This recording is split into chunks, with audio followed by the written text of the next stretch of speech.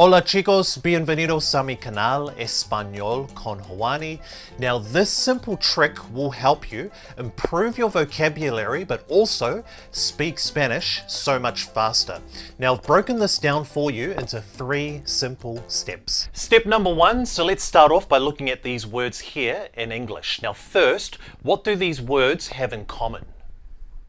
Yeah, so you'll notice that they all have the tion ending in English. Now the cool thing about Spanish is if we translate these over into Spanish, all we simply have to do is change the T over into a C and just add a little accent mark above the O there. So to give you an example, information becomes información. So información. Formation becomes formación. So formación. And celebration becomes celebración. So, celebración.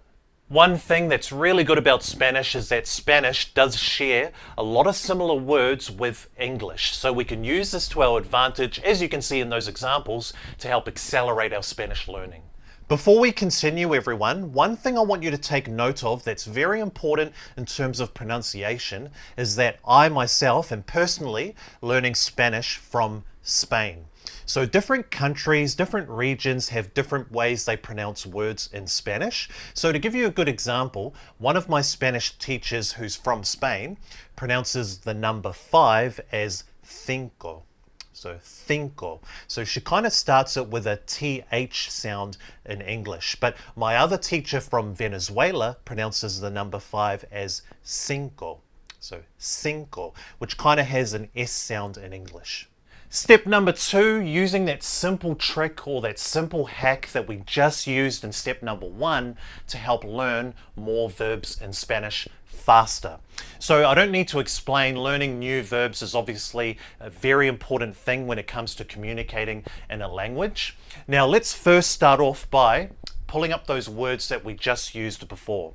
So a simple hack to abstract the verb from these words is, let's take the first one, información. What we do is take off the ending on that word. So take off the ción ending. We put an R there instead and it becomes informar. So informar, which is the verb to inform. Let's try it with the other verb. We've got formación. Again, take the ción ending off that word, put an R there instead and it becomes formar, which is the verb to form. Cool, so I think you're starting to get the hang of it. Let's try it with the other one. We've got celebración.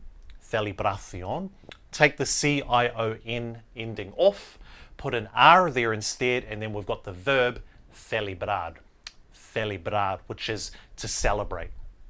Pretty cool so far, isn't it? Now, before we move on to some more examples, if you are getting any value from this video, please consider liking the video and subscribing if you haven't already. Before we move on to step number 3, let me give you a few more examples just so you've got the hang of it. So the word in English, we've got consideration. Translate that over into Spanish by taking the T out and putting a C there instead, and it becomes consideración. And if we want to abstract the verb from that, we take the ción ending off again and put an R there instead, and we've got the verb considerar, which is the verb to consider.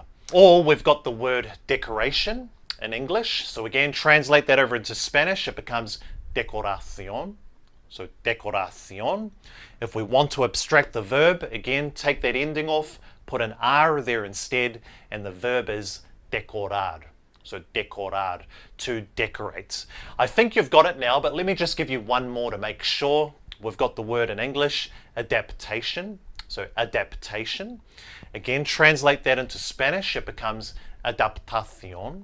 So adaptación. Take the ending off and put an R there, and then we've got the verb adaptar.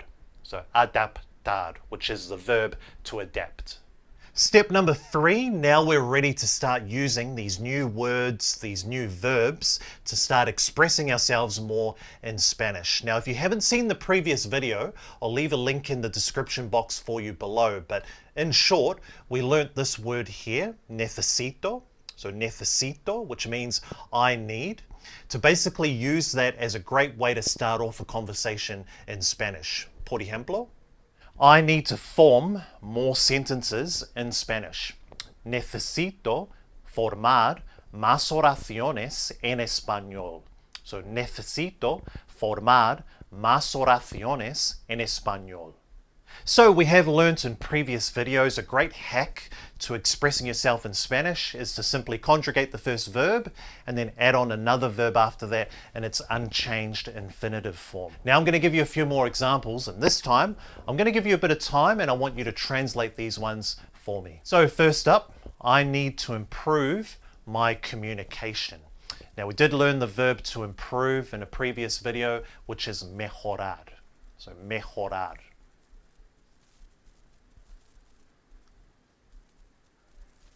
Awesome. So this time you'd say, necesito mejorar mi comunicación. Necesito mejorar mi comunicación. All right, let's move on to the next one. So translate this for me. I need to decorate the house, but first I want more information.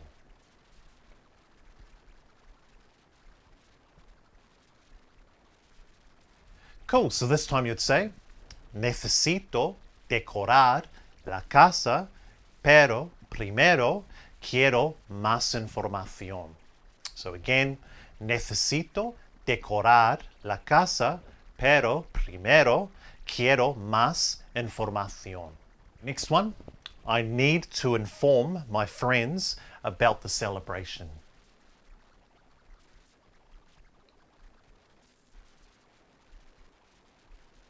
Cool, so this time you'd say, necesito informar a mis amigos sobre la celebración.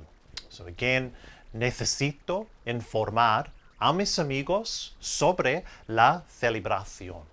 Before we move on, everyone, you're probably wondering, why is there an a before mis amigos? So this is a grammatical thing. It's something that doesn't exist in English, but it's something called in Spanish the personal a. So I wouldn't really worry about it just yet if you're a beginner, but as you start to enhance your Spanish, obviously it is something that you will need to be aware of. If you do want more information about it, I will leave a little explanation about the personal a in the description box for you below.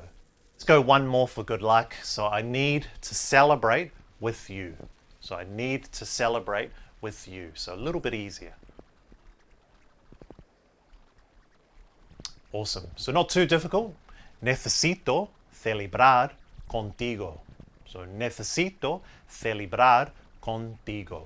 Great job, everyone. So I hope that helps. As always, if you do have any other questions, feel free to leave a comment in the comment section below. But apart from that, I'll see you next time. Hasta pronto.